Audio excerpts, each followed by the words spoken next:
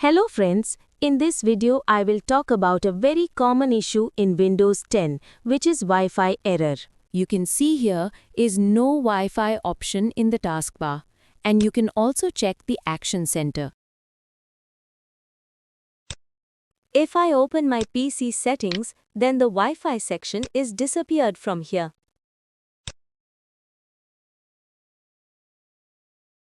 So, how to fix this issue? Here I will provide you 3 ways which will help you to solve your problem. First of all, press Windows plus R button and open Run dialog. Now type services.msc in the dialog box and press Enter. This will open the Services tab. Now scroll down and find WLAN autoconfig and see if it is running.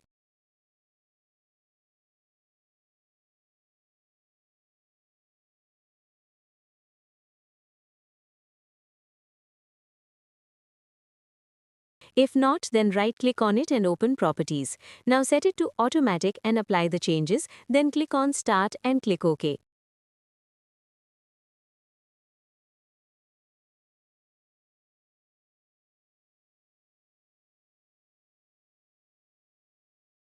If it solves your issue, then fine, otherwise move to this next step. Press Windows plus R button and open ncpa.cpl.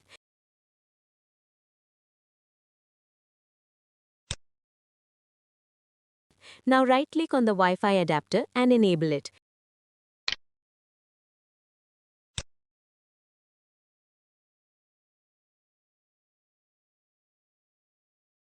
See, my Wi-Fi option is showing here now. These 2 steps will definitely solve your issue. If still your Wi-Fi is not working, then follow this 3rd step.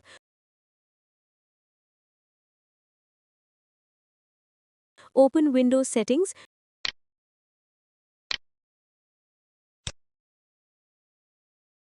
Go to Network and Internet, and under the Status section, click on the Network Reset option.